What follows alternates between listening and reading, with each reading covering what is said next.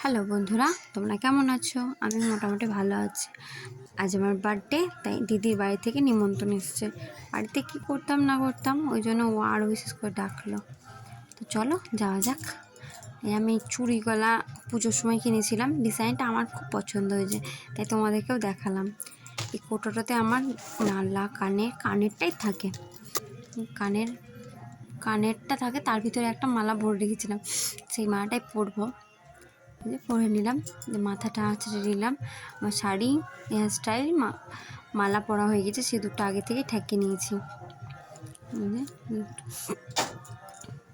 Lipstick দিয়ে দেবো এবার একটু।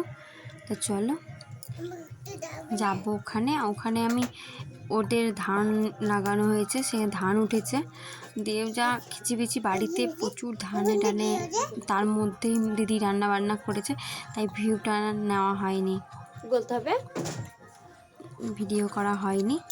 আর এই চলো আমরা মামিয়ে বেরিয়ে পড়ি।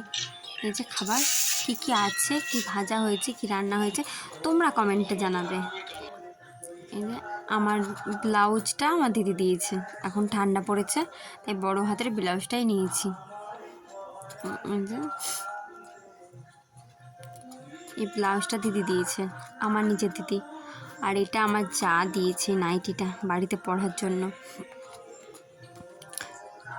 নাইটিটা দিয়েছে, কেমন লাগলো প্লিজ কমেন্টে জানায়ও।